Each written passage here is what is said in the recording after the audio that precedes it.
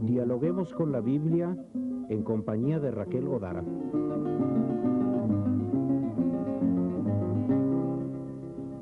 Empezando nuestro tercer diálogo con la Biblia, vamos a seguir hablando de la posición del hombre en el mundo. Sí, y quiero volver a algo que tú dijiste en la clase anterior. Cuando empezamos a hablar de la idea de que fue creado un solo hombre o una sola pareja, lo primero que tú dijiste se refirió a la igualdad, a la idea de que si hay una sola pareja, todos somos hermanos, todos somos hijos de esa pareja y por lo tanto iguales. Y recordarás que eso se enfatiza también en el Midrash que leímos hacia el final de la clase anterior. Y yo quiero referirme específicamente ahora al tema de la igualdad y empezar por algo que quizá para muchos sea una sorpresa. Esta idea de que el hombre fue creado a imagen y semejanza de Dios es otra vez una idea tomada de otras culturas de la zona y transformada por completo, es decir, transformada no en forma evolutiva, sino realmente en forma revolucionaria. ¿A qué me refiero? A que tanto en Mesopotamia como en Egipto también hubo un hombre que fue creado a imagen y semejanza de Dios, como dice en Mesopotamia, Salmu, así como dice en la Torá, Betselem, en el mito mesopotámico dice que fue creado al Salmu de Dios. Es exactamente la misma palabra. Pero fíjate lo increíble de la transformación que hay aquí, porque tanto en Mesopotamia como en Egipto, los que son creados a imagen y semejanza de Dios son los reyes, es decir, el rey mesopotámico y el faraón egipcio, cada uno de ellos es creado a imagen y semejanza de Dios. Viene la Biblia y en un paso tremendamente democratizante te dice, no, no solo el rey, no solo el faraón, sino cada ser humano fue creado a imagen y semejanza de Dios. Y quizá eso lo podemos notar no solo en las leyes a las cuales nos vamos a referir brevemente enseguida, sino también en cosas como, por ejemplo, que cuando se habla de la circuncisión, como sabes, es en el pueblo judío para todos los nacidos dentro del pueblo e incluso para los nacidos como esclavos en casas de judíos. A todos hay que circuncidarlos. Ahora, nosotros sabemos, hoy no tenemos ninguna duda, de que la circuncisión no es un invento de la cultura bíblica. La circuncisión existía en Mesopotamia, la circuncisión existía en Egipto. Pero ¿quién se circuncidaba? Se circuncidaba a los miembros de la familia real y se circuncidaban en Egipto a los miembros de la casta sacerdotal. Es decir, era como una señal de nobleza, una señal de una casta superior. Viene el Tanaj y dice todos, desde el más importante hasta el último de los esclavos, van a tener esa señal. Y quizá lo puedes notar también en el concepto que hay con respecto al pueblo de Israel como un pueblo de sacerdotes, es decir, nación santa y pueblo de sacerdotes. No es que haya una casta selecta, sino que todos por igual tienen acceso a esa santidad de la cercanía a Dios. Y creo que esta es una cosa que es importante insistir en ella. Ahora yo quiero darte algunos ejemplos de cómo esto que parece un concepto abstracto, todos creados a imagen y semejanza de Dios, etcétera, cómo se pone de manifiesto en leyes absolutamente concretas. Así como la idea de que la importancia central del ser humano se traduce en todo el respeto a la vida, de lo cual hablamos en las clases anteriores, quiero mostrarte cómo una idea aparentemente abstracta, hermosa, romántica de la igualdad de todos los seres humanos se traduce en las, como te digo, en las leyes más concretas. Desde la ley del rey, si abren Deuteronomio capítulo 17 y leen lo que dice con respecto a las obligaciones del rey, vamos a ver en primer lugar que se insiste, no una vez sino varias, en que el rey es uno de los hermanos, no es un ser creado aparte, no es alguien que tiene una diferencia esencial, lo escogieron de entre los hermanos y es uno de los hermanos.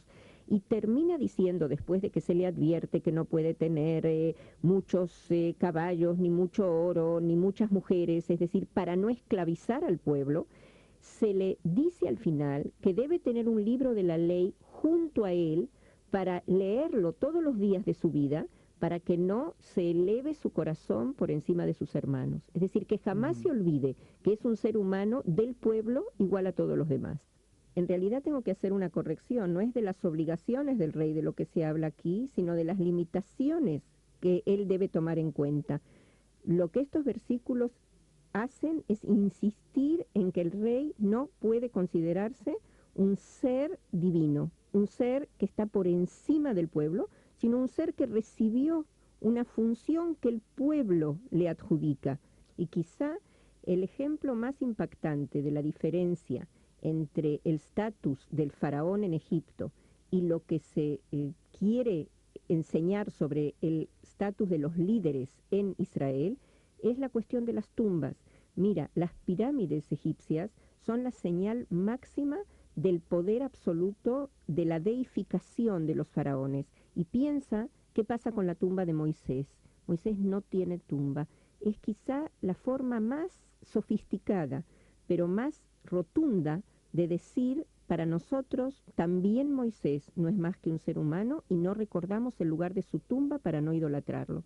Si quiero ir un poco más adelante, la cuestión de las leyes de los esclavos. Es cierto que el Tanaj, como ya lo dijimos, no termina con la cuestión de los esclavos. Era imposible en una cultura así sobrevivir sin cierto tipo de esclavitud, pero trata de abolirla, y lo más impresionante es que se dice claramente que el esclavo y el hombre libre tienen el derecho de ser juzgados ante el mismo tribunal. Y eso es una innovación absoluta. Y que el hombre libre no puede aprovecharse del hecho de que el otro es un esclavo para quitarle todos sus derechos. ¿Dónde lo vemos? Especialmente no solo en las leyes, sino en un capítulo bellísimo del libro de Job, que es como un resumen magistral de toda la ética bíblica, en la que Job dice, y presta bien atención, en el capítulo 31, versículos 13 al 15, dice lo siguiente: si hubiera tenido en poco el derecho de mi siervo y de mi sierva cuando ellos pleitearan conmigo, ¿qué haría yo cuando Dios se levantase? Y cuando Él visitara, ¿qué le respondería yo? El que en el vientre me hizo a mí, ¿no lo hizo a Él? Es decir, al esclavo.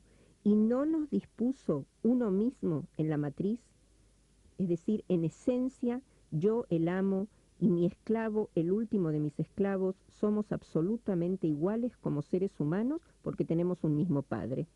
Y cuando hablemos un poco de la idea del Shabbat, te vas a dar cuenta de eso en forma muy, muy clara y muy insistente, quizá.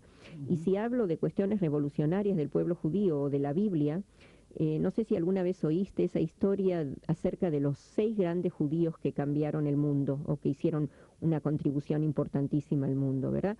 El primero fue Abraham, que vino y dijo, todo está por encima mío, es decir, todo está allá arriba. Vino Moisés y dijo, sí, pero hay que ponerlo en la cabeza, es decir, hay que escribirlo, hay que estudiarlo, tiene que estar en la cabeza. Vino Jesucristo, que es bueno no olvidar que fue judío, y dijo, no, todo está un poquito más abajo, en el corazón. Después vino, después de muchos siglos, vino Marx y dijo, no, está bastante más abajo todo, está en el estómago. Y entonces vino Freud y dijo, no, pónganlo un poco más abajo del estómago, todo se entiende desde ahí. Y el último fue Einstein, que vino y dijo, todo es relativo. Bueno, yo ahora, te quería preguntar, de todos modos, antes de continuar con el hilo, sí. De las leyes escritas en la Biblia a la abolición de la esclavitud habría solamente un paso. Digamos que de todos modos había una realidad histórica y social con la que la Biblia no podía competir hasta el final, digamos. También en esto de las castas había esta limitación. También se iban creando castas, como vimos después más adelante en la época de los macabeos posteriores, sí, digamos. Sí, también en el Tanaj indudablemente tienes la casta de los Kohanim, de los sacerdotes, pero fíjate bien, en Egipto, cuando nosotros leemos la reforma que hace José, cuando tiene que repartir la comida en los años de sequía, y entonces la va repartiendo a cambio de las tierras, a los que no les toma las tierras es a los Kohanim, a los sacerdotes. Los sacerdotes entonces tienen comida y tienen tierra y tienen ofrendas. Sí hay privilegios, digamos. En Egipto, a la casta sacerdotal. Después, cuando llegamos al pueblo de Israel, es cierto que los Kohanim tienen ciertos privilegios, como por ejemplo recibir parte de las ofrendas, pero Es interesantísimo que porque reciben esas ofrendas no reciben tierra. Los Kohanim no tienen tierra. Es decir, por una parte es un Ajá. privilegio, por otra parte es una dependencia tremenda que ellos dependen del pueblo y de los reyes, porque si no, no tienen de qué comer, porque el único patrimonio importante que había en la época antigua era la tierra. Así Y es. si no tienen tierra, están dependiendo completamente del pueblo.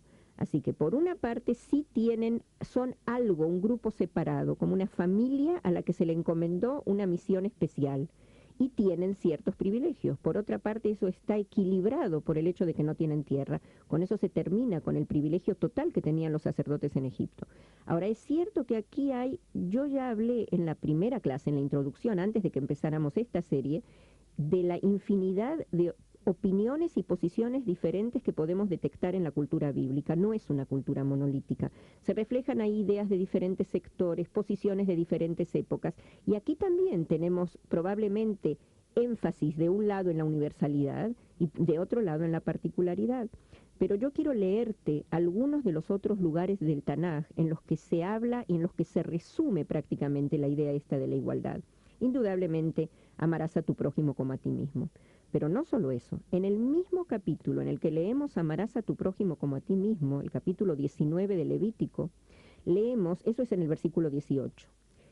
En el versículo 33 y 34 leemos, y amarás al extranjero como a ti mismo, porque extranjeros fuisteis en tierra de Egipto. Es decir, no es un amor solo al de mi pueblo, solo al que me es prójimo, al que me es próximo, sino a todos, porque ¿quién es más desprotegido? ¿A quién queremos amar menos que al extranjero? No sé si alguna vez te preguntaste por qué se repite tantas veces toda ley que tiene relación con el extranjero, por qué se repite tantas veces en la Torá. Es la ley más repetida de la Torá. ¿Por qué? Porque será la más difícil de cumplir. Porque es la más difícil de cumplir. Todos somos en alguna medida xenófobos. ¿Qué quiere decir xenófobos? El temor al extraño, que nos hace al final odiar al extraño, el que no es como nosotros. Y entonces viene la Torá y te insiste, precisamente porque es diferente, precisamente porque es el más desprotegido, precisamente porque el extranjero no tiene tierra.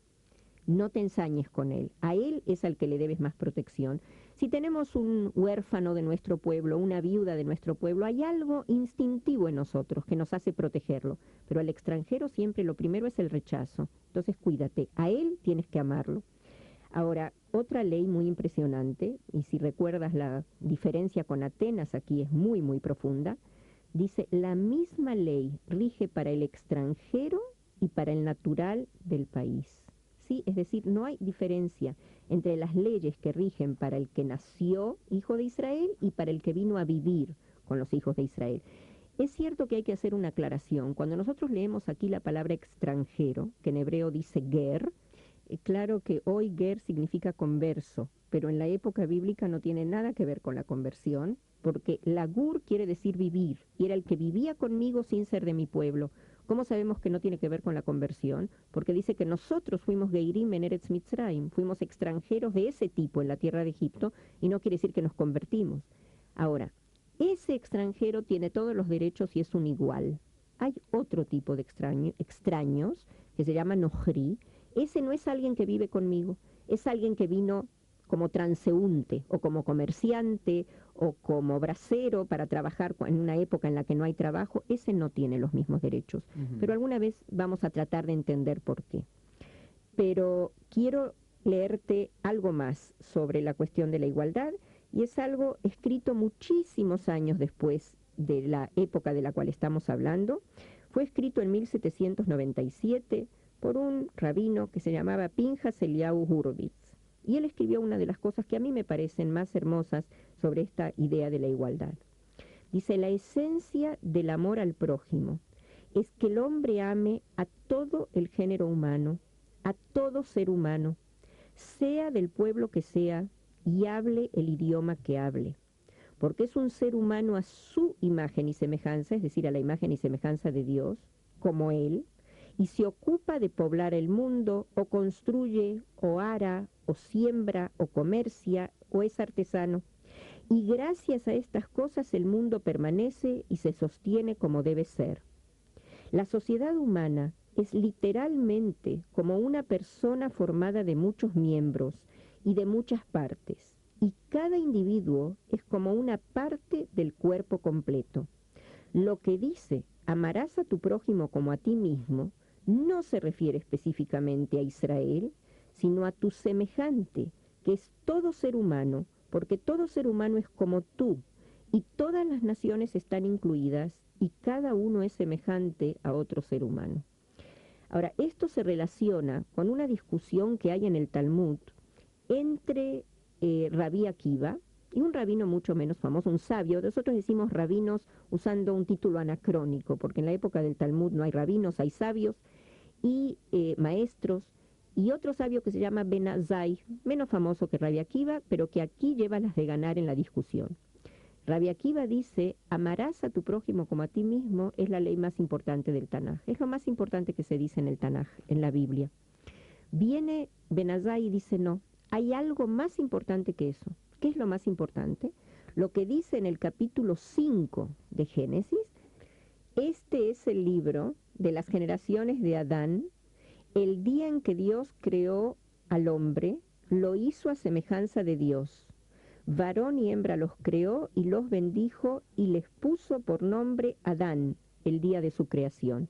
¿Qué dice Ben Azai acá? Si tú me dices amarás a tu prójimo como a ti mismo, yo te puedo decir, bueno, a mi prójimo, al que de verdad me es cercano, y lo voy a amar por la proximidad.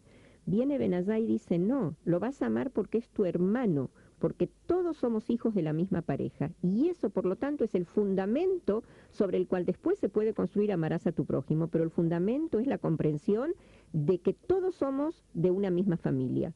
Y esa aquí probablemente es una de las ideas más importantes del Tanaj. Y hablando de la igualdad, yo tengo una duda. De aquí parece deducirse que el hombre y la mujer fueron creados simultáneamente, pero nosotros siempre entendimos que la mujer se creó después que el hombre, es decir, de su costilla. ¿Habría una corrección del relato bíblico? Sí, es bien interesante que si hacemos una estadística, y yo lo he notado en mis clases y no soy la única que lo ha notado, casi toda la gente se acuerda de la historia de la costilla.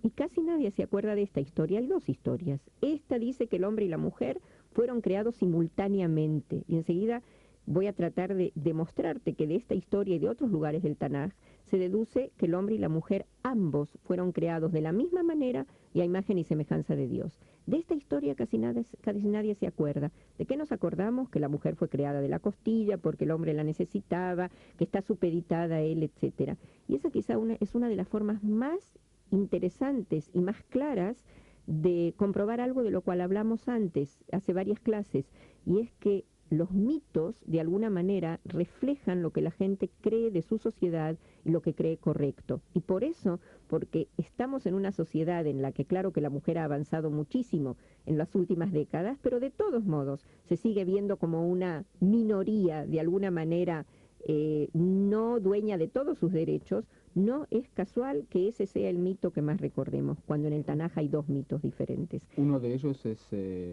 más correcto que el otro, uno de los dos se equivoca. Evidentemente yo te voy a decir que uno es más correcto que el otro, pero depende para quién uno es más correcto que el otro. De paso, si hablamos de costillas, ¿sabes qué hacía Eva cuando Adán llegaba tarde a casa? ¿Qué hacía?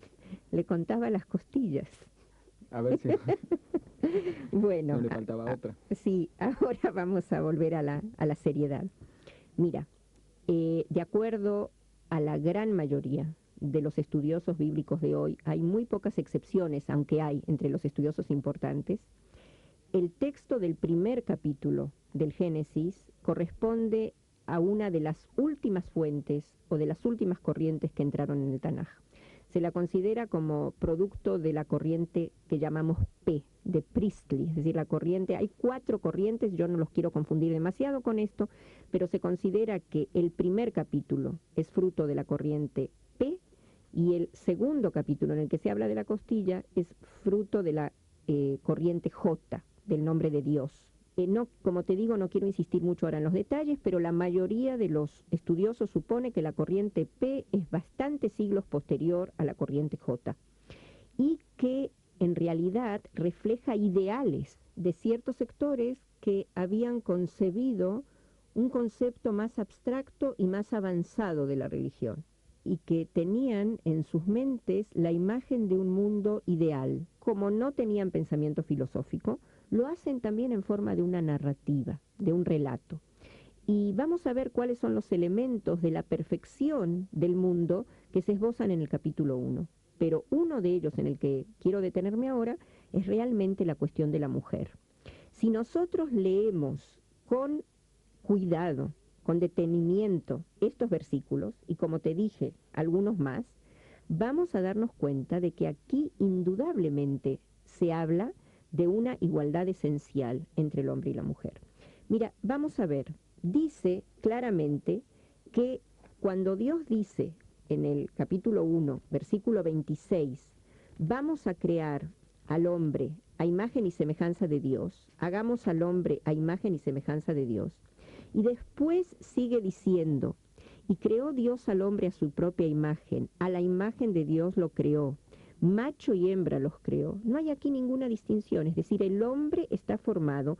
La palabra Adam, que como bien lo dice Jeskuni, un intérprete judío de la Edad Media, dice, aquí Adam significa, él dice, en los idiomas no hebreos, humano, usa el término humano para decir, e indudablemente, dice él, humano incluye hombre y mujer, o como dice Nachmanides, el hombre y la mujer, ambos tienen el alma de Dios en ellos. Y si seguimos leyendo, dice, y los bendijo Dios, y les dijo, procread y multiplicaos, colmad la tierra y sojuzgadla, y dominad a los peces del mar, etcétera, etcétera. No le dice al hombre, hay varias cosas que no le dice. En primer lugar, no le dice, tú domina a la mujer, y ella que te sirva la comida, etcétera, sino que les dice, los dos son socios en esta misión de mejorar al mundo. Otra cosa que no le dice, es decir, no lo dice en singular, se los dice a ambos, y eso está, como te digo, muy claro. Si volvemos al capítulo 5, del cual hablaba Ben Azai, en relación a la igualdad de todos los hombres, lo podemos ver otra vez acá, cuando dice en el versículo 2, varón y hembra los creó y los bendijo y le puso por nombre Adán el día de su creación. Es decir, que Adán son hombre y mujer juntos. También de aquí se deduce. Ahora es cierto que en el Tanaj tenemos por lo menos dos visiones diferentes de la mujer, quizá más, pero por lo menos dos bastante dicotómicas. En todo lo que se refiere al mundo legal, estamos hablando de una sociedad evidentemente patriarcal, en el que la mujer no solo está supeditada, en la que la mujer no solo está supeditada al hombre, sino que incluso le pertenece al hombre. Hasta los 12 años es propiedad de su padre, después pasa a ser propiedad del marido, que es el que la compró, el marido paga por ella, le pertenece a ella. Si la quiere divorciar, todo lo que tiene que hacer es escribir un acta de divorcio, no tiene que hacer más que eso. Indudablemente la mujer no divorcia. No solo eso, sino que las mujeres no heredan, ni la esposa ni las hijas. La herencia pasa únicamente a los hombres. No solo eso, la virginidad es propiedad o del padre o del marido, nunca es propiedad de la mujer. Si la mujer es violada cuando es soltera, el hombre que la violó tiene que tomarla por esposa si el padre de ella y ella lo aceptan, y si no lo aceptan, tiene que pagarle al padre por la dote de las vírgenes, es decir, por lo que ese padre ya no va a recibir por esa hija, porque perdió su virginidad. Si un hombre viola a una mujer casada, entonces cometió adulterio y se le debe matar. ¿Por qué? Porque dañó la propiedad de otro hombre. Es decir, indudablemente la mujer, con su virginidad, con sus hijos, con todo, son propiedad del hombre. De eso no hay duda. Pero si analizamos no las leyes, sino ciertos relatos del Tanaj, y a veces ciertas poesías, como enseguida vamos a ver, vamos a entender claramente que hay una percepción muy lúcida de que en esencia no hay distinción entre el hombre y la mujer. En la vida real hay distinción, pero no en sus capacidades, en lo que tienen, el potencial que tienen. En su esencia, digamos. Estoy segura de que tú te acuerdas de algunas historias que claramente nos dicen eso. ¿Cuáles son las que siempre están frescas en la memoria sobre que la mujer también es capaz de hacer las cosas que hacen los hombres? Las historias en la Biblia, las historias de las juezas, las historias de las esposas de Abraham, por ejemplo. Si empezamos cronológicamente, no solo que Sará decide qué va a hacer para que Abraham tenga un hijo cuando no puede tener, y ella es la que le da su sierva para que se convierta en la concubina de Abraham y así conciba ella de Abraham y nazca un hijo para Abraham, que es Ismael, sino que después ella es la que decide expulsar a Agar en una forma bastante cruel. Y también el Tanaj se encarga de verlo como algo bastante cruel. Y después, cuando Agar regresa y ella tiene celos del hijo Ismael que está jugando con su hijo recién nacido, Isaac, otra vez decide expulsar ahora a Sara y a Ismael. Y cuando Abraham se muestra renuente a hacerlo, Dios le dice, oye la voz de tu mujer. Si después vamos con Rebeca, Rebeca es la esposa de Isaac, ella es la que decide que Jacob va a ser el verdadero descendiente y no Esaú, no Esaú. Y se encarga con bastante malicia de engañar a Isaac para que Jacob sea el que reciba su bendición. Pero al mismo tiempo no es como eternizar o legitimar el poder que de hecho las mujeres tuvieron en estos relatos en el hogar, y el del hombre es el poder hacia el afuera. Sí, el hombre es el que tiene el poder en la vida pública y la mujer lo tiene en el hogar, pero te das cuenta que del hogar también depende mucho de lo que pasa en la vida pública, porque si ella decidió que Jacob va a ser el heredero, eso tuvo un impacto tremendo en la vida nacional del pueblo de Israel. Ahora, quiero decirte una cosa de cómo vivimos nosotros todas estas diferencias de género muy claramente en el lenguaje. Es un paréntesis, y quizá un paréntesis no muy educado, pero probablemente podamos entender de aquí muchas cosas.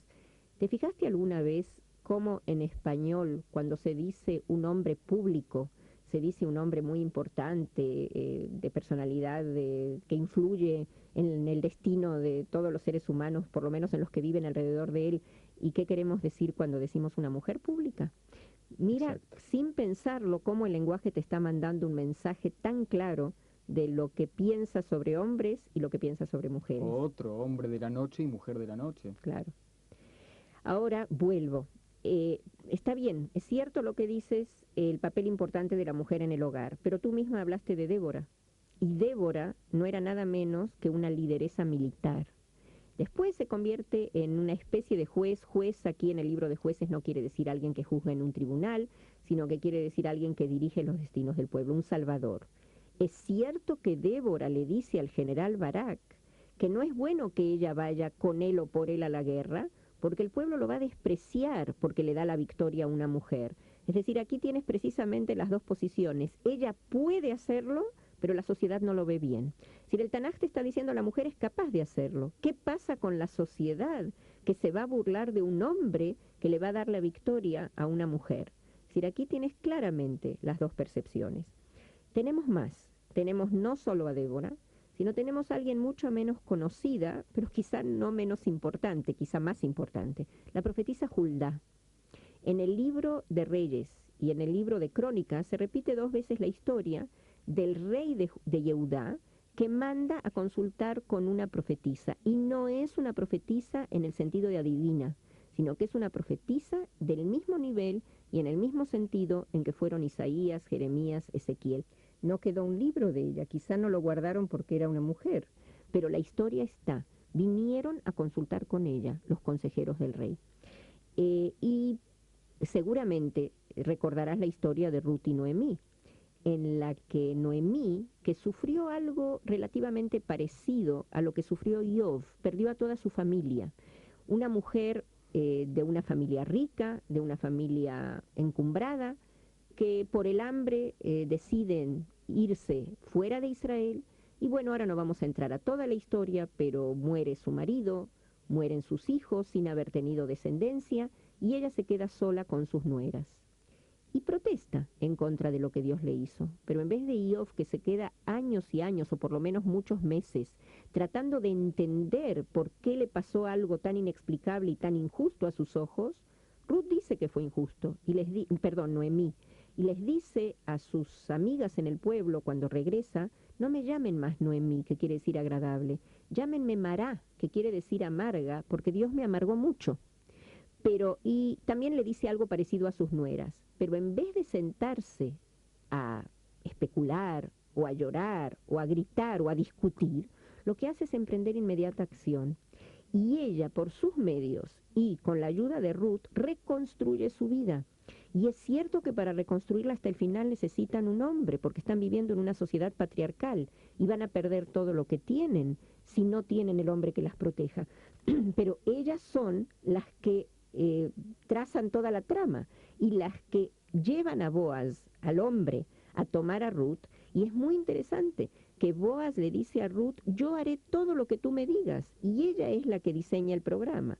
Es decir, ahora, indudablemente en la poesía, en el Cantar de los Cantares, hay una igualdad con respecto a la pasión erótica, con respecto al deseo mutuo, también hay una igualdad en la relación ahí. Y es interesante que tanto en Ruth como en el Cantar de los Cantares no se habla de la casa paterna, que es lo que aparece siempre en el Tanaj, sino de la casa materna, de la casa de la madre.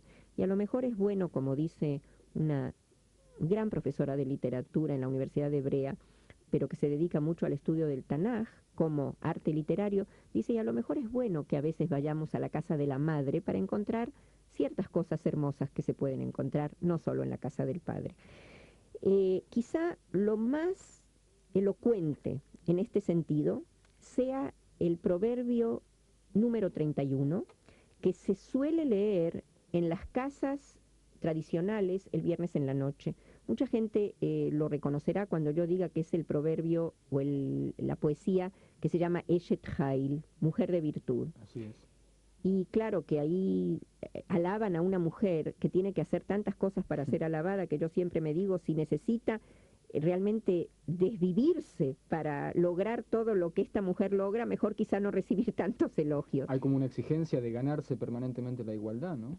Hay una exigencia de ganarse la igualdad, hay una exigencia de ganarse la vida, pero esta mujer es interesante, muy interesante, que no solo hace todo lo que sabemos que las mujeres virtuosas hacen, sino no solo se preocupa de que su familia tenga que comer y se preocupa de que su familia tenga que vestir y que su marido esté elegantemente vestido, etcétera, sino que se dice que esta mujer es la que decide qué tierras comprar, ella lo decide, ella compra, ella paga por esas tierras, pero es más, ella es clemente con los pobres, es decir, tiene cómo serlo, sabe cómo serlo, y quizá lo más impresionante de todo, para algunos, es que dice que esta mujer, sus labios profieren palabras de sabiduría. Es decir, hay un concepto de que las mujeres pueden ser sabias, de que las mujeres pueden ser lideresas, de que las mujeres, en resumen, pueden hacer todo lo que los hombres hacen. Lo que pasa es que están viviendo dentro de una sociedad patriarcal. Y cuando lo comparamos con nuestras épocas, es bueno recordar que la cuestión de la liberación femenina es bastante nueva. Seguramente sabes que en Argentina hace muy pocos años se equilibró la cuestión de la patria potestad sobre los hijos. Así es. Hasta hace poco, una mujer que quería salir con su hijo del país necesitaba la autorización del padre, pero un hombre podía salir sin la autorización de la madre. No solo eso, tuve una duda hace cosa de un año, porque en un libro editado en Argentina, que se llama El sexo oculto del dinero, la autora dice, Clara Coria, que hasta la década del 50, una mujer casada no era persona legal en Argentina, sino que dependía para todo de su marido. Bueno, aquí me lo discutieron algunos argentinos, lo consulté con varios abogados argentinos que viven en Israel, y todos decían que les parecía que era un error. Como era una segunda edición de Paidós y estaba la cita exacta del código en el cual ella se basaba, les pedí por favor que lo revisaran, y lo revisaron, y era así. Lo que pasa es que en estos últimos 40 años la revolución en el estatus de la mujer es tan grande que ya nos olvidamos lo que era hace muy pocas décadas. Pero incluso ahora no está la cuestión tan igual. Nosotros sabemos que en la mayoría de los países occidentales mujeres reciben salario inferior a hombres que realizan el mismo trabajo. Podemos ver cuántas mujeres empiezan el título de doctorado, es decir, la carrera en sus años de doctorado en las universidades en Israel y cuántas lo terminan. Y de las que lo terminan, cuántas reciben puestos de importancia en la universidad. Y Israel es considerado relativamente como un buen lugar para la mujer. Es decir, que cuando hablamos de la sociedad de la época bíblica, tenemos que entender que si ya aquí se nos da la posibilidad de adjudicarle a la mujer un lugar esencialmente igual al del hombre, en esto ya hay un gran adelanto. Y muchos de los rabinos ortodoxos lúcidos de esta época dicen que uno de los pecados del rabinato, de la institucionalidad religiosa de nuestra época, es que no se ocupan de lograr definitivamente la igualdad de la mujer ante la ley judía en nuestros días, que esa es una de las pautas más claras de que no dinamizan la halajá, no aprovechan todas las posibilidades que da la halajá para actualizar de acuerdo a los valores de la época. Y esto dicho por rabinos ortodoxos. Por rabinos ortodoxos, por maestros ortodoxos de las universidades, por muchos que son ortodoxos. Porque hay otras corrientes que ya lo postulan y lo practican incluso, ¿no es cierto? Sí, pero yo estoy hablando dentro de la ortodoxia. Indudablemente, te voy a dar un ejemplo. Y eso no es tanto en la cuestión legal, es en la cuestión de los rezos diarios, pero como todo en el judaísmo está codificado, eso también está codificado. Tú sabes que los hombres religiosos que rezan todos los días dicen en sus rezos de la mañana, bendito sea que no me hiciste mujer. Ahora, uno de los maestros religiosos dice, en el Talmud hay una discusión, y así como las mujeres que rezan dicen, bendito sea que me has hecho de acuerdo a tu voluntad, hay una opinión minoritaria en el Talmud que dice que los hombres también pueden decir bendito sea que me has hecho de acuerdo a tu voluntad y no necesariamente tienen que decir bendito sea que no me has hecho mujer. Él dice que las opiniones que se han dejado en el Talmud como testimonio de la idea de la minoría, se dejaron ahí, porque así también lo dice el Talmud mismo, para que en algún momento puedan ser usadas. Y dice, bueno, este es el momento de usarse. Yo en este siglo, en el que realmente todos entendemos que la mujer tiene derecho a ser igual, no puedo seguir diciendo, bendito sea que no me has hecho mujer. Y entonces me tomo la atribución, me permito decir la otra posibilidad que da el Talmud, que es la posibilidad escogida por la mayoría de las sinagogas conservadoras, aunque no todas han cambiado ya su libro de rezos. Bueno, yo creo que con eso podemos terminar por ahora el tema de la mujer. Te aseguro que no lo terminamos del todo. A este tema vamos a regresar en su debida oportunidad. Pero quiero terminar esto con una historia. ¿Te acuerdas que la vez pasada hablamos un poco de la cuestión de la alegría del sexo en el judaísmo y ahora hablamos de la igualdad y hablamos del cantar de los cantares y la igualdad? Y entonces se cuenta de un maestro jasídico, y es una anécdota muy vieja, tiene por lo menos 100 años de antigüedad, en la que el maestro, contándoles a sus alumnos en relación a aquello de que si bien hay igualdad, siempre se insiste en que es el hombre el que debe tener la iniciativa de la relación sexual y la mujer no tiene que manifestar tan abiertamente su deseo. Entonces les dice a sus alumnos que cuando él tiene deseos de su mujer, silba. Y los alumnos le dicen, ¿y qué hace tu mujer cuando ella tiene deseos? Dice, se me acerca y me dice, ¿silbaste? Bueno, ahí tienes otra muestra de cómo se equilibran las cosas. Bueno, quiero hacer simplemente una breve aclaración. Antes dije que lo de la mujer virtuosa, etcétera, está en el proverbio número 31. Técnicamente deberíamos decir en el capítulo 31 del libro de Proverbios. Mejor que quede así.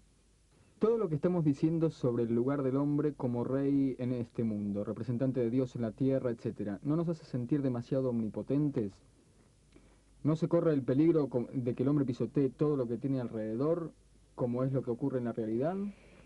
Se correría, pero ahora voy a tratar de explicar algo que en general lo vamos a ver en el Tanaj, a lo largo de nuestro estudio.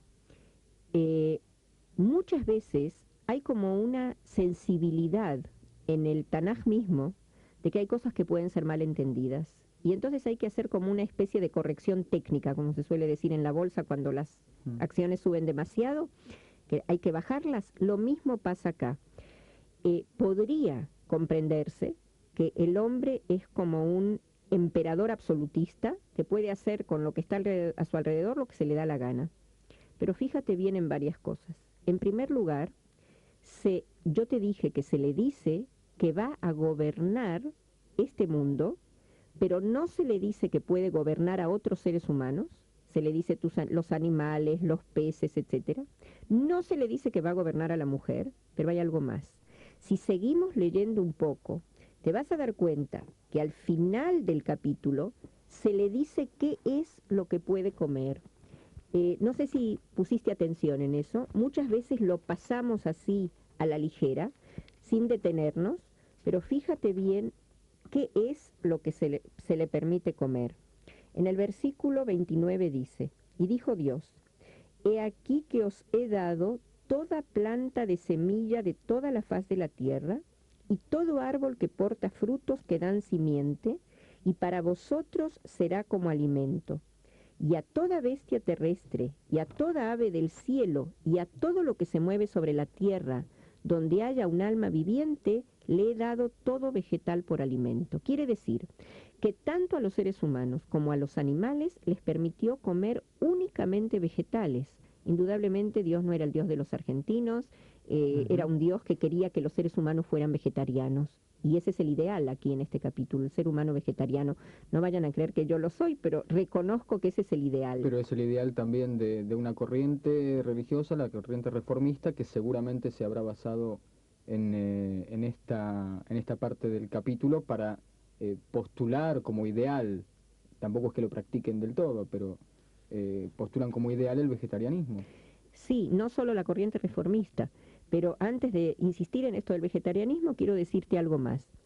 Aquí, en lo que se le da bajo sus pies, en lo que se pone bajo su égida y en lo que no se pone, le están diciendo cuidado, eres rey, pero si lo tuviéramos que decir en nuestro lenguaje moderno, diríamos, no eres un rey absoluto, sino un monarca constitucional. Es decir, estás limitado por las leyes. Tienes que tener cuidado. Las mismas leyes de Kashrut que aparecen posteriormente también tienen esa misma intención, ¿no es cierto? Claro, cuando después del diluvio se le permite comer animales, se le dice, pero sin su sangre, porque la sangre es el alma, es la vida. Es decir, le está recordando, está bien, te concedo, vi que no eres tan ideal, te concedo comer carne. Después, cuando lleguemos al diluvio, vamos a ver cómo se relaciona esto con el diluvio. Pero le dice, te concedo tener carne, de comer carne, pero cuidado. No olvides que se trata de un ser viviente y sería mejor que no lo comieras. Y por eso tienes que tomarte el trabajo de sacarle toda la sangre para recordar que estás comiendo un ser que quizá no deberías comer. Y tú dijiste, ahora sí vuelvo a lo del vegetarianismo y la kashrut, es decir, las leyes dietéticas del judaísmo, que nos ponen tantos obstáculos para comer carne o les ponen obstáculos a los que respetan estas leyes. Mira, en primer lugar, no podemos comer cualquier animal. Es decir, la mayoría de los animales no los podemos comer. La cantidad de animales que podemos comer o las categorías de animales que podemos comer son una ínfima minoría en la naturaleza. Sabrán que tienen que tener dos condiciones, ¿verdad? Tienen que ser rumiantes y tener pezuña partida, y son muy pocas las especies animales que responden a esas dos características. Después no lo puedes matar como se te da la gana. Tienes que matarlo específicamente como hay que matarlo de acuerdo al ritual, sacarle toda la sangre, salarlo para secarlo un poco más, después no cocinarlo con la leche, no tomar leche después, esto ya es post-bíblico, pero sigue quizá en la misma línea porque así lo entendieron. ¿Y qué dicen no solo los reformistas, sino otros rabinos de la Edad Media y en esta época el rabino Kook? Que toda esta dificultad que te ponen para comer carne es para que idealmente dejes de comer carne. Es decir, para que digas, ¿para qué me tomo tanto trabajo? Me están diciendo con esto algo. ¿Qué me están diciendo? Mejor no comas carne. Exacto. Ahora, aunque está claro que el ideal, de acuerdo al capítulo 1, es que el hombre sea vegetariano, no vayamos a confundirnos y pensar que todos los rabinos creen que esa es la raíz de las leyes de Kashrut, ni todos los rabinos ni todos los intérpretes científicos.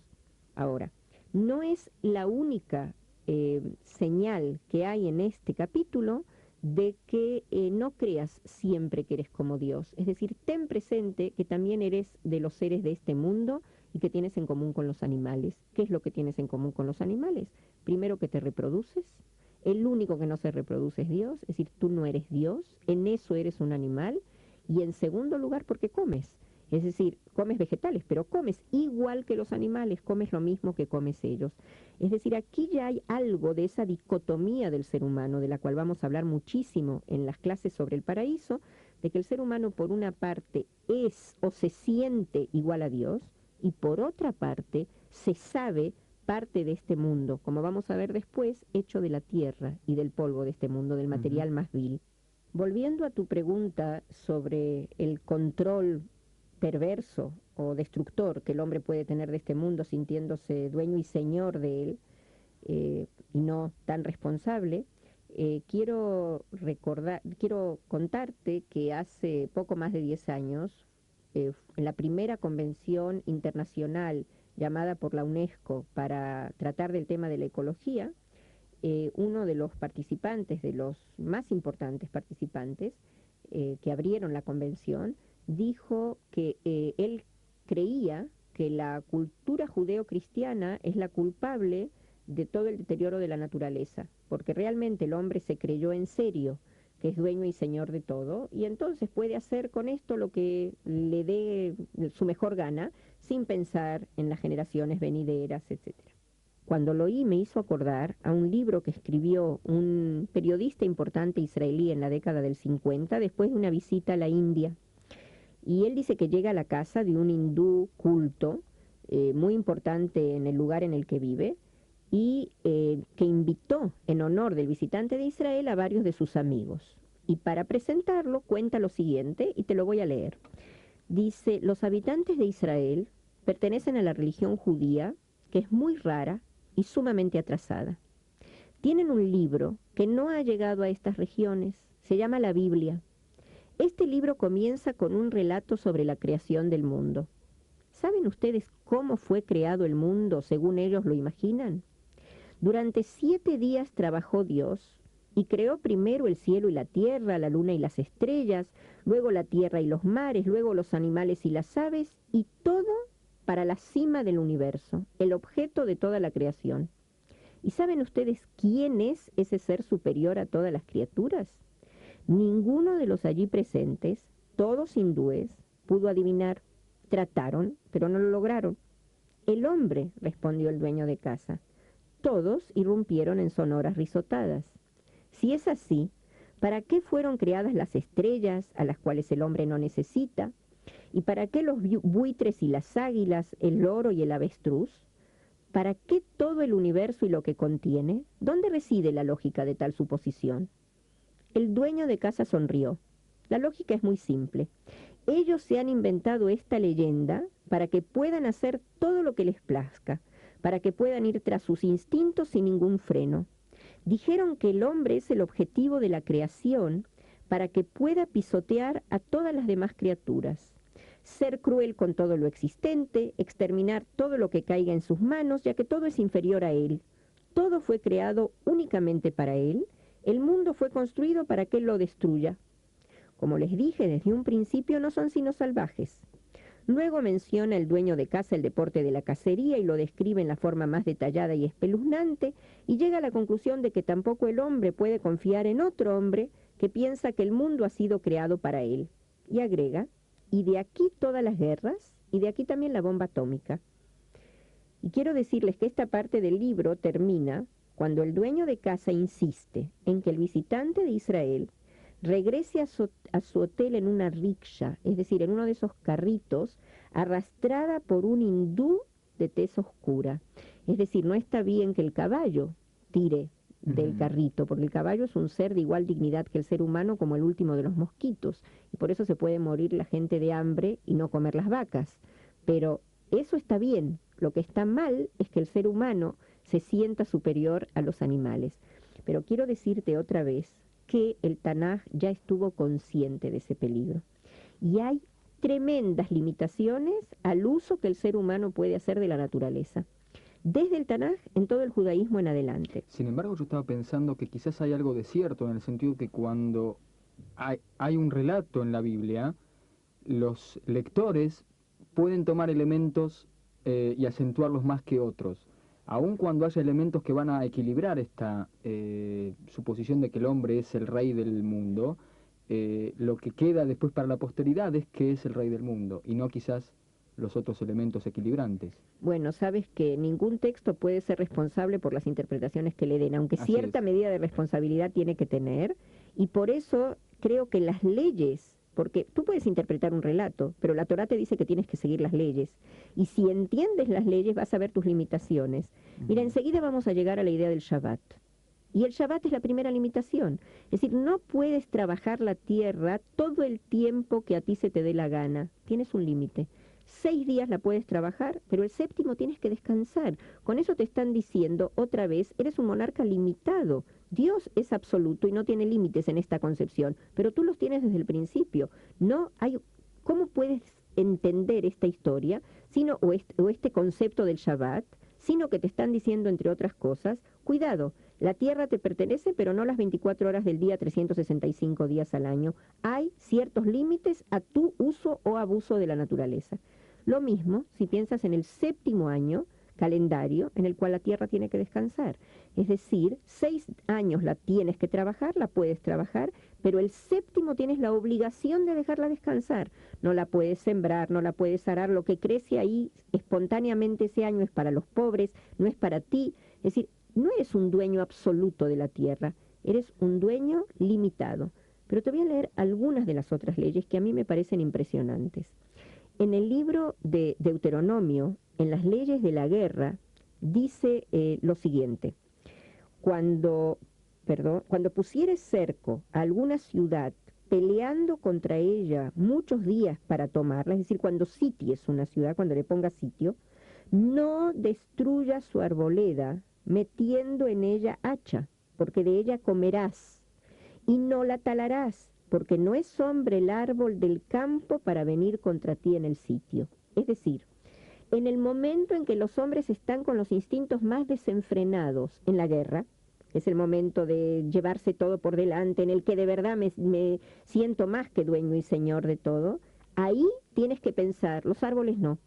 ¿Qué culpa tiene el árbol? ¿Qué culpa tiene el árbol? Y de él voy a comer.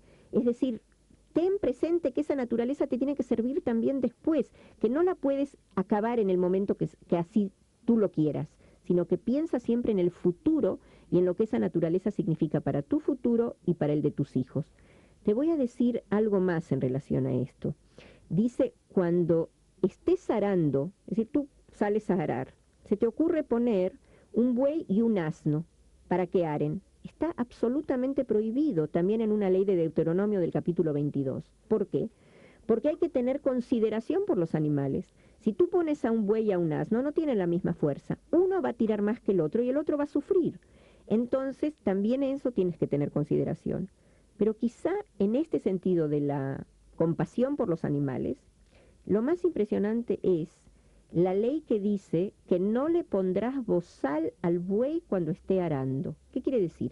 Cuando tú pones un bozal, cuando tú estás arando con un buey, y el buey se quiere detener mientras estás trabajando para comer algo del fruto de la tierra, y tú no quieres que coma, o porque va a arruinar el fruto y ese fruto te pertenece, o porque estás perdiendo el tiempo. Dice, no le puedes poner bozal. Cuando el buey se quiere detener a comer, es su derecho y tú no lo puedes limitar. Y ahí viene todo un concepto en toda la ley judía que se llama Tzarba, ley Haim, compasión por los animales, y hay muchas cosas que no puedo hacer por compasión a los animales. Pero te quiero dar otro ejemplo de la Torá. La cuestión de que no se puede hacer injertos, porque no puedes torcer la naturaleza a tu gusto. Hoy hay formas de comer los frutos injertados, se encontró la solución, aunque no todos los rabinos, los más ultraortodoxos, no lo aceptan. Pero hay un respeto a la naturaleza como fue hecho y un cuidado de no distorsionarla. Después, en el Talmud, tenemos algo impresionante. En el Talmud hay todo un principio, una categoría de leyes que se reúnen bajo el nombre de Bal Tashchit, no arruinarás o no destruirás. Digamos que tú tienes una mesa en tu casa y esa mesa ya no te sirve. Y dices, bueno, la quemo, la tiro, la destruyo. No, porque esa mesa puede servir a alguien que si no va a tener, por una parte puede no tener dinero para comprarla y entonces se la regalas. Pero por otra parte quiere decir que estás destruyendo inútilmente algo que fue hecho con materiales naturales y eso no tienes derecho a hacerlo. Es decir, hay que seguir usándolo todo el tiempo que sea posible, si no tú lo usará otro, pero está prohibido desperdiciar materiales naturales. Te podría dar bastantes ejemplos más, pero yo creo que con esto basta. Quizá un ejemplo interesantísimo en esta época que se habla tanto de la extinción de especies, etcétera. Hay una ley muy rara en la Torá, muy difícil de entender. Dice que cuando trepes cuando trepes a un árbol porque viste un nido y quieres comerte a los polluelos. ¿Quieres comer? El pájaro que está permitido, es decir, todos los pájaros que no son aves de presa son kasher, se pueden comer. Y haya ahí pollos o huevos y le estuviera la madre echada sobre los pollos o sobre los huevos, puedes tomar los huevos o los pollos, pero a la madre la tienes que dejar ir libre. Yo no te quiero dar ahora todas las interpretaciones que se dieron, pero te quiero decir lo que dijo Nachmanides en el siglo XIII. Dice, no solo por compasión, sino que está prohibido provocar la extinción de una especie. Es decir, que no es cierto que estos conceptos todos sean inventos de nuestra época. Había una percepción de la responsabilidad que el ser humano tiene por la naturaleza. Conservación de las especies, que son términos usados en la actualidad. Exactamente. Hay un relato precioso en el Talmud sobre un señor muy viejo que está plantando una higuera, y la higuera da frutos muchos años después de que es plantada. Y vienen y le dicen, ¿para qué la estás plantando si no vas a vivir para comer de sus frutos? Y dice, no, yo no, pero así como mi padre plantó árboles para que yo tenga que comer, yo planto para que mis hijos tengan que comer. Y realmente la ecología, el sentido que tiene, perdónenme los que no piensen así, yo no pienso que lo más importante sea conservar la última especie de los últimos búhos o las lechuzas. No sé si recuerdas que hace unos años hubo una tragedia en Alaska, porque había decenas de miles de personas que vivían de talar árboles en un cierto bosque, que el bosque en sí no era necesario conservarlo, pero en ese bosque vivía un tipo de búho que vivía solamente ahí. Entonces, todas las organizaciones de defensa de la naturaleza, a las cuales generalmente yo admiro mucho, lograron suspender la tala de árboles.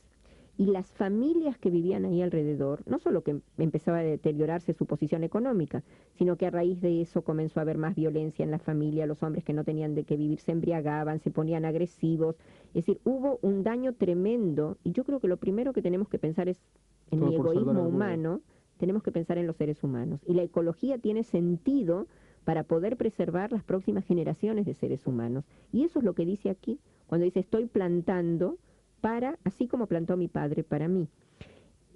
Quiero decirte, para terminar todo este tema, de cómo el hombre se siente en este mundo. Es decir, que por una parte de verdad se siente dueño y señor, y por lo tanto indudablemente agradecido al Dios que así lo hizo, pero por otra parte se sabe muy pequeño. Por eso precisamente le agradece a Dios el poder que le dio. Es el Salmo número 8 y dice así, desde el versículo 3. Cuando veo tus cielos, obra de tus dedos, la luna y las estrellas que tú formaste, digo, ¿qué es el hombre para que tengas de él memoria? ¿Y qué es el hijo del hombre para que de él te acuerdes? Y sin embargo, le has hecho poco menor que Dios y coronástelo de gloria y de lustre. Lo hiciste señorear sobre las obras de tus manos, todo lo pusiste debajo de sus pies. Quiero decirte, es muy interesante, si vas a ver en la mayoría de las traducciones, vas a ver que dice no poco menor que Dios, sino poco menor que los ángeles. Porque esta idea pareció tan atrevida a los traductores, pero el hombre bíblico se veía así, se veía casi igual a Dios, a pesar de sentirse tan pequeño, que decía al final, ¿qué soy para que te acuerdes de mí? Cuando veo...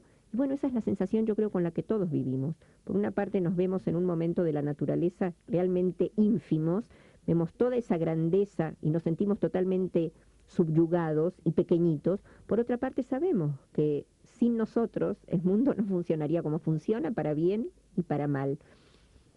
Quizá aquí sea importante, como un paréntesis, decir que, como dice Eclesiastés, quizá estemos diciendo una tontería cuando decimos que todo tiempo pasado fue mejor.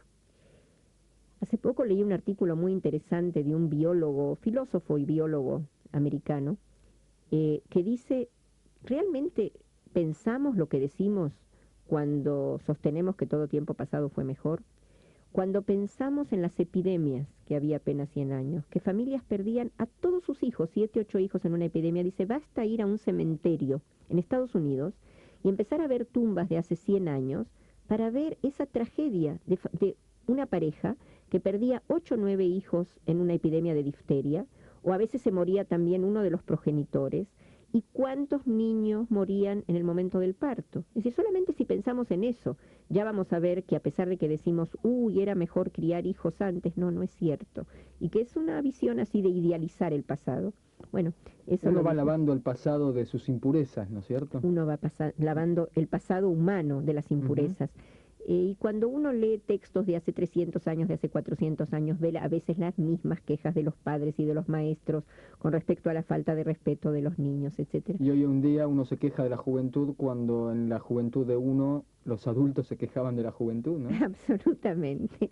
Y si estamos hablando de falta de respeto, maestros, rabinos, etcétera, te cuento algo que, como estamos grabando, me parece que nosotros ese peligro no lo corremos. Un rabino se prepara para dar el sermón más importante de su vida y lo da un sábado a la tarde y está seguro de que el impacto en el público es total.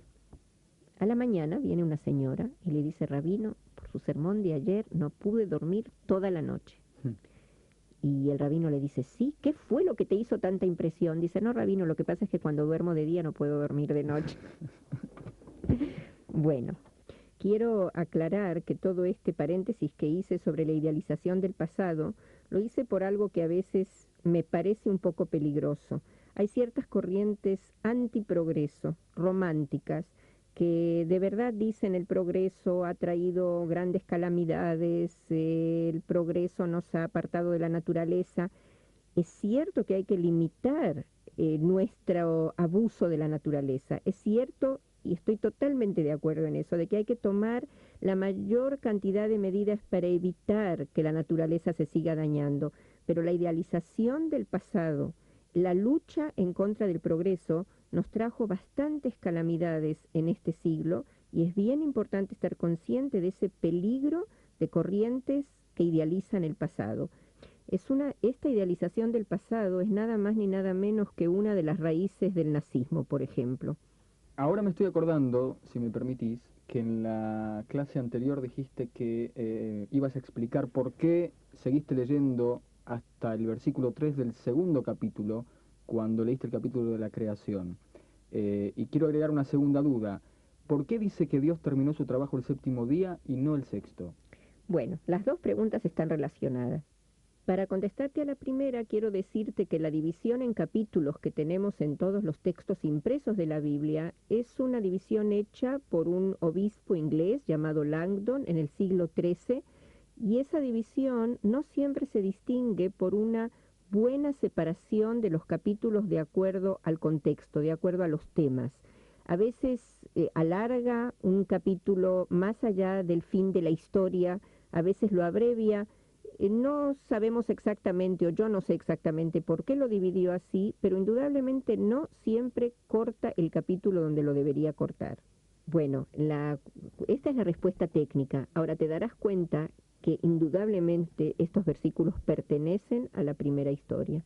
Es decir, la creación termina después de la creación del Shabbat. Si quieres que los volvamos a leer para recordarlo, cuando termina el primer capítulo, es decir, en la división que tenemos hoy en las ediciones impresas, el primer capítulo termina así: y así fue, y vio Dios todo lo que había hecho, y aquí que era muy bueno, y hubo tarde, y hubo mañana, el día sexto.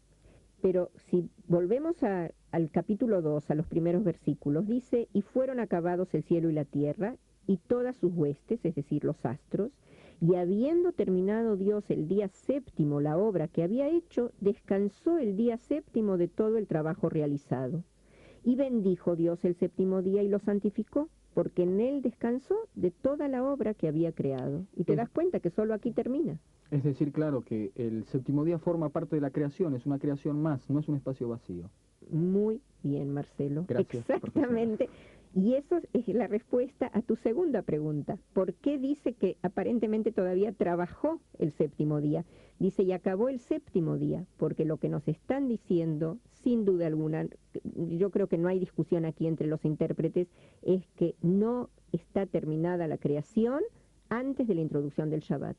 Es decir, si dijimos que el hombre es la cima de la creación, el Shabbat es la cima de la creación para el hombre. Es decir, no hay un mundo perfecto, no hay un mundo completo sin este día de descanso. ¿Qué creó Dios el séptimo día? Creó el descanso del séptimo día. Sí.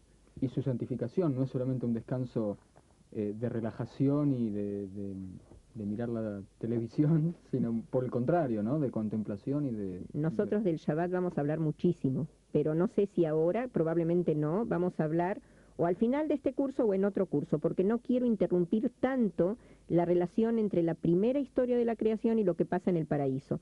Pero sin duda alguna, si tú te fijas aquí, se usan 3 verbos en cuanto a la relación de Dios al Shabbat. Dice descansó, que de ahí viene Shabbat, ¿sí? Shvitá, lo bendijo y lo santificó. Y Heschel, en un hermoso libro que está traducido al español, que se llama El Shabbat y el hombre moderno, dice precisamente lo que tú estabas diciendo, no sé si por intuición o por conocimiento.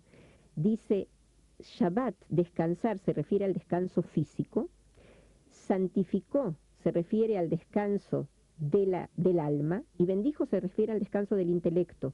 Es decir, no es un descanso así de dejarse y no hacer, sino de hacer ciertas cosas con el intelecto y con el espíritu. Es decir, darles solaz también a ellos. Y hay una frase maravillosa de Heschel en ese libro, dice, el trabajo es un oficio, pero el descanso es un arte.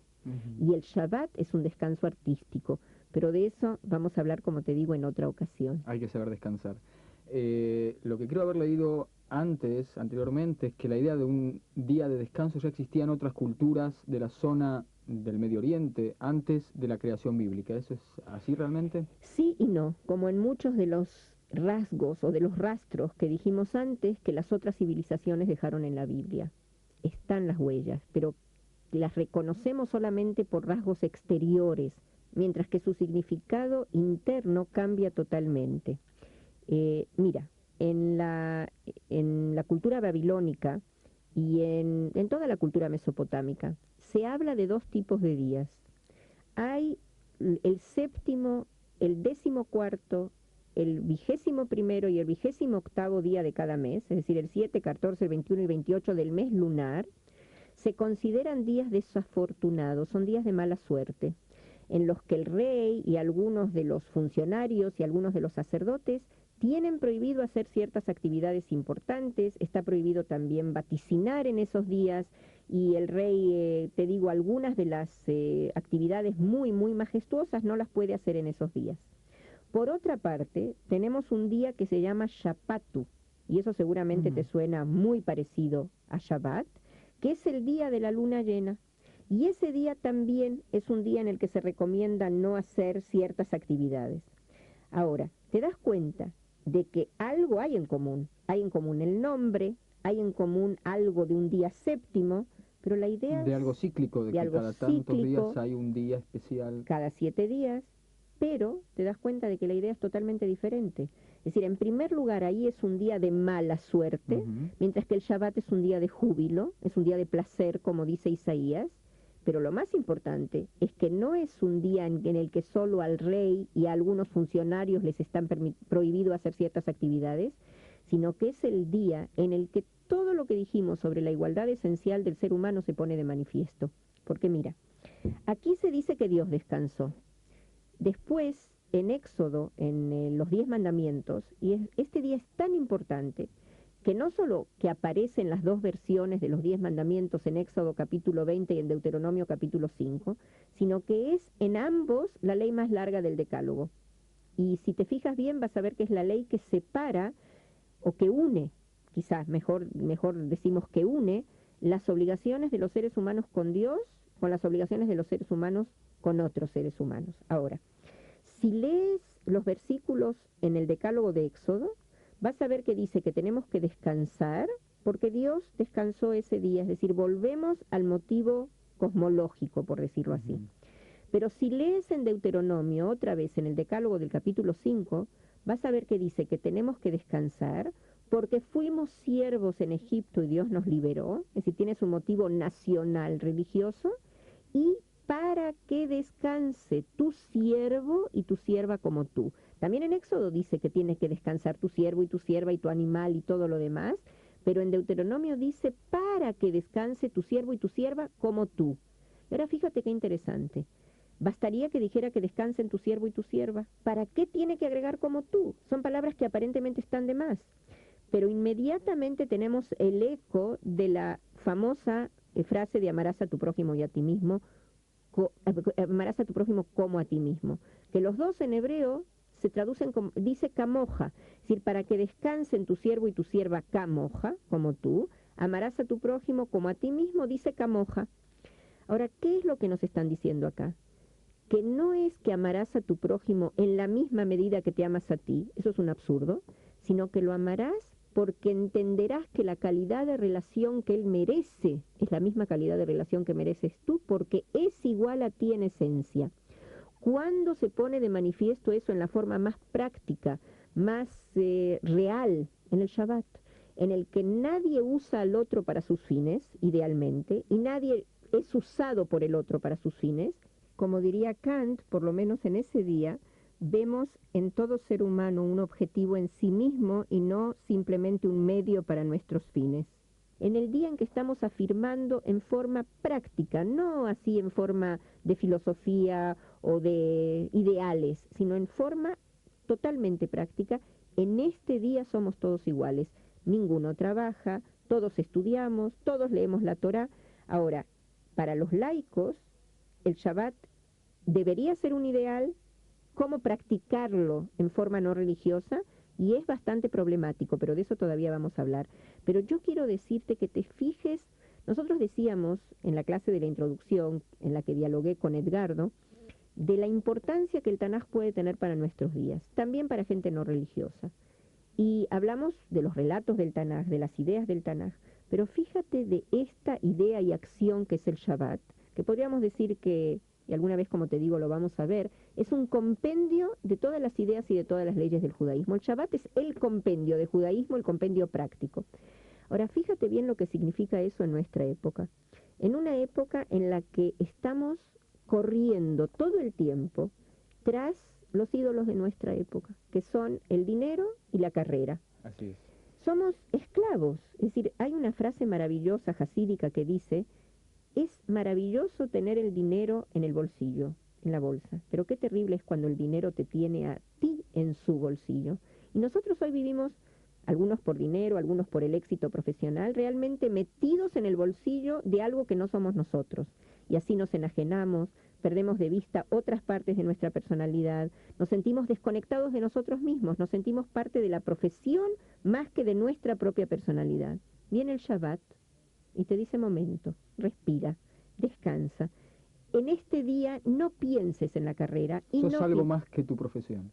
Eres algo más que tu profesión. Tu profesión no es toda tu personalidad. Hay una gran cantante de tangos argentina, Susana Rinaldi, para mí la más grande de todas. Y de paso, perdón para los mexicanos y perdón para los argentinos. ¿Saben que se dice en México por qué a los mexicanos les gusta tanto el tango? ¿Tú sabes, Marcelo? No tengo la menor idea. Porque en cada tango muere un argentino. Ajá. Y, Me imaginaba que algo así era. y ahora vuelvo a Susana Rinaldi. En una ocasión tuve la oportunidad de ver a Susana Rinaldi, que no es muy amable en su forma de dialogar, es bastante agresiva cuando dialoga con el público, y le preguntó a un señor: ¿quién sos vos? Y él le dijo: soy contador público. Y Susana Rinaldi se puso furiosa, frenética, y le dijo: decime una cosa, ¿vos no tenés nombre? ¿No sos padre? ¿No sos hijo?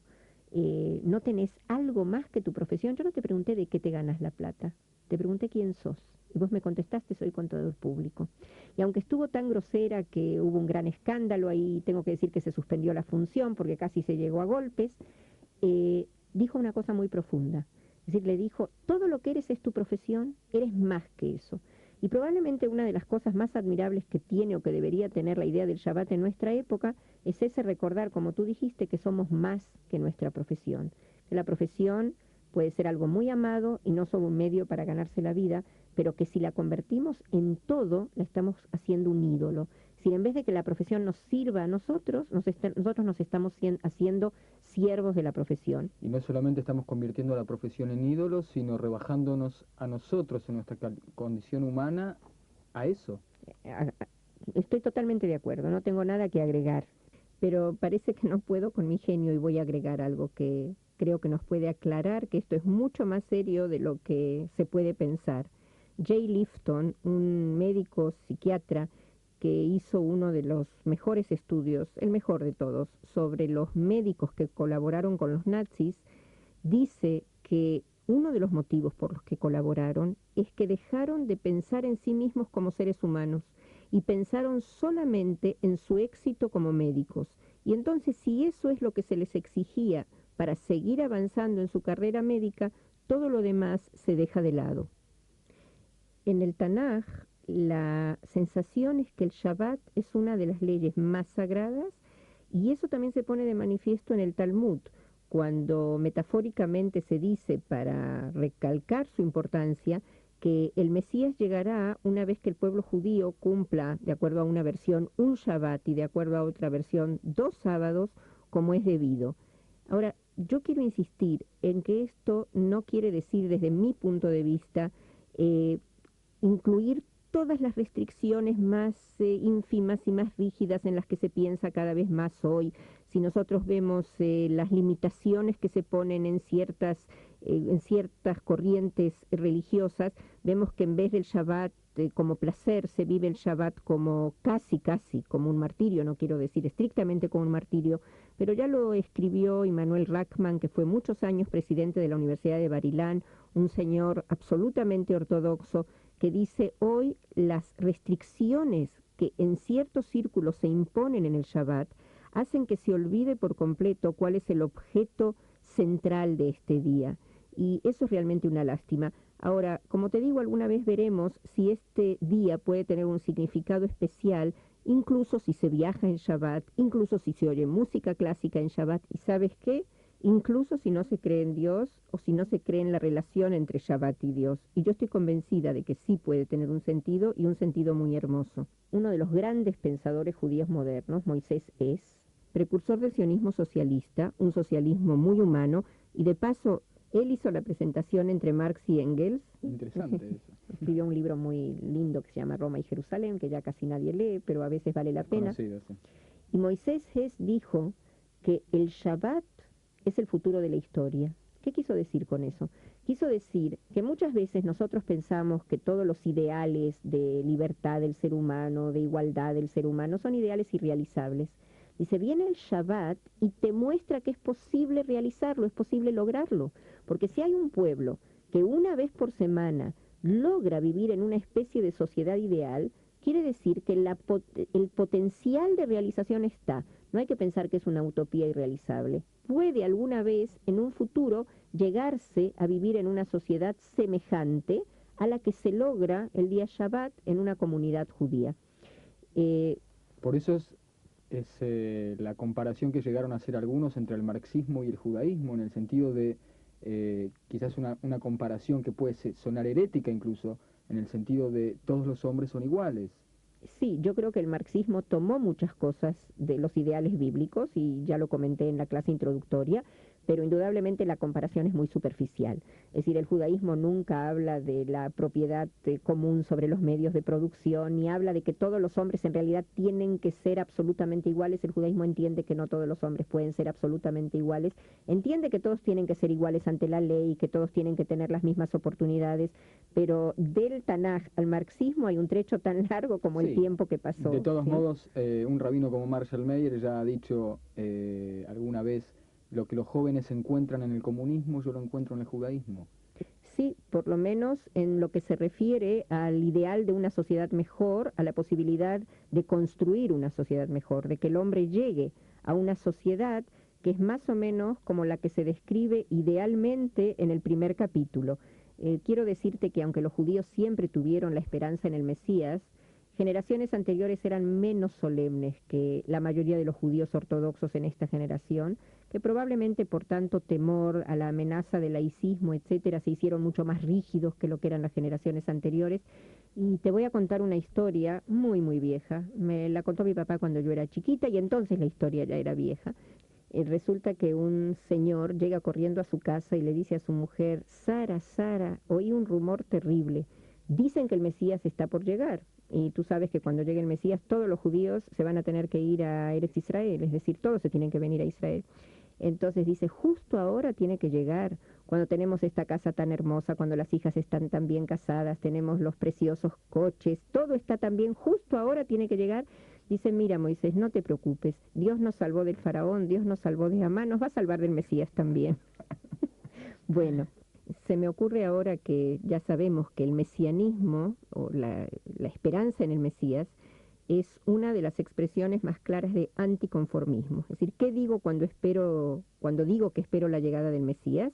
Digo, este mundo no está bien, este mundo debe ser cambiado.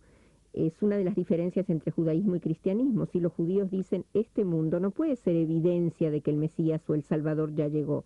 Este mundo es una evidencia de que el Mesías aún no ha llegado y que tenemos que esperarlo. Claro, algunos dirán tenemos que esperarlo, otros dirán tenemos que actuar de tal manera que este mundo vaya mejorando paulatinamente hasta que se vaya asemejando lo más posible a la época mesiánica ideal que tenemos en la mente. Pero te das cuenta que en esta historia tan vieja que mi papá me contaba, hay un anticonformismo también con respecto a la idea del Mesías. Es decir, ¿para qué necesitamos que el Mesías venga? ¿Para sacarnos de esta situación cómoda a la que por fin llegamos? ¿Podrías resumir en varias frases entonces las enseñanzas de este relato? Bueno, voy a tratar de resumir las enseñanzas del primer relato de la creación. Lo primero que tenemos que recordar es que este tipo de relatos, y la palabra mito en griego quiere decir eso, quiere decir un relato, una historia, son relatos metafóricos, es decir, hacen una metáfora de la realidad.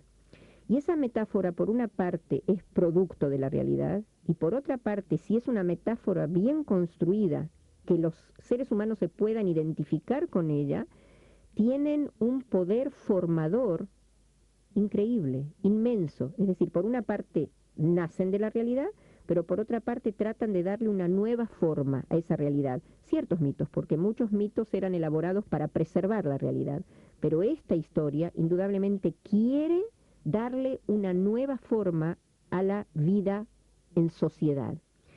Y establece varios ideales.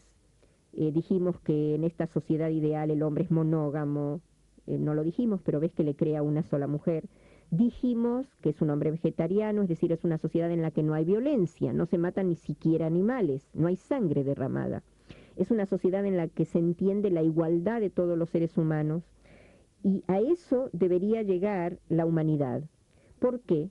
Porque se entiende que el hombre fue creado a imagen y semejanza de Dios. Mira, creo que nunca vamos a terminar de entender lo que se encierra detrás de esta imagen, pero indudablemente se habla aquí de dignidad y responsabilidad. Y lo que te están diciendo es, así como Dios creó un mundo perfecto, cuando Él te dice gobiérnalo, contrólalo, mejóralo, lo que te está diciendo es, así como Él fue amante de su creación, tú tienes que ser amante y responsable de lo que Él te dio, y con esa responsabilidad mejorarlo y controlarlo. Ahora te están diciendo algo más. Este Dios, que no es un ídolo mitológico, que no nació y no murió, no necesita magia. En el Salmo número 50 hay una idea maravillosa. Dice Dios, no tomaré de tu casa becerros, ni machos cabríos de tus apriscos, porque mía es toda bestia del bosque, y los millares de animales en los collados. Conozco todas las aves de los montes, y en mi poder están las fieras del campo. Si yo tuviese hambre, no te lo diría a ti, porque mío es el mundo y su plenitud. ¿Como yo carne de toros o bebo sangre de machos cabríos? Es decir, este Dios no necesita que lo alimenten. Entonces, ¿cómo se le adora? El que lo explica maravillosamente es el profeta Mijá, que cuando el pueblo pregunta con qué tipo de sacrificios adorar a Dios, el profeta contesta, oh hombre, Él te ha declarado qué es lo bueno y qué pide de ti Dios. Solamente hacer juicio y amar misericordia y ser humilde ante tu Dios. Quiere decir que te abre aquí el camino a dos postulados que uno depende del otro, se deduce del otro. En primer lugar, el drama que te tiene que ocupar a ti es el drama que está en esta tierra, no el drama que otras culturas imaginan que hay en el Olimpo, y como consecuencia de eso, el desafío de mantener esta tierra y de mejorarla es tuyo. Y algo no menos importante y quizá más importante, el hecho de que no haya fuerzas del mal que compitan con el Creador, con la fuerza del bien, dice que cuando en este mundo nosotros trastornamos, nosotros no hacemos lo que es debido, no podemos responsabilizar al destino, no podemos responsabilizar a fuerzas extranaturales o sobrenaturales. La responsabilidad es nuestra, porque no hay una fuerza del mal que pueda obligarnos a actuar de tal o cual manera. Sabes, en otras culturas, en las culturas mesopotámicas, el hombre fue creado, y algo de eso dijimos, para servir a los dioses, para aligerarles su trabajo, y por eso tiene mucho menos valor. Aquí es creado para él, para este mundo, para servir a la humanidad y él como parte de esa humanidad. Yo hablé antes, te dije que te iba a dar algunos ejemplos de lo que significa el teomorfismo, es decir, no que los dioses tengan forma de hombres, sino que el hombre debe aspirar a asemejarse a Dios. Uno de los lugares, de los ejemplos que te iba a dar, está en Levítico capítulo 19, cuando dice, santos seréis porque santo soy yo. Es decir, el hombre, otra vez el hijo del pueblo judío, pero en realidad idealmente todo ser humano, llamado a ser santo por una imitación de Dios. Te voy a dar otro lugar, otra vez yendo de eso que puede parecer tan abstracto, aunque en el capítulo 19 se define muy bien cómo el hombre tiene que ser santo, pero te quiero dar uno de los versículos del Tanaj que a mí más me apasionan, más me atraen. Está en Deuteronomio, Sefer Dvarim, capítulo 10, versículos 17 y 18. Como se oye, estoy hojeando las páginas de la Torá, porque creo que no debemos en estos casos confiar en nuestra memoria. Y dice así, por cuanto vuestro Dios es el Dios de los dioses y amo de los amos, y en su grandeza y poder no distingue entre persona y persona ni admite sobornos. Hace justicia al huérfano y a la viuda y ama al extranjero dándole pan y ropa. Amad pues al extranjero, pues extranjeros fuisteis en la tierra de Egipto. Es decir, amamos al extranjero porque fuimos extranjeros, pero lo amamos también porque Dios lo ama.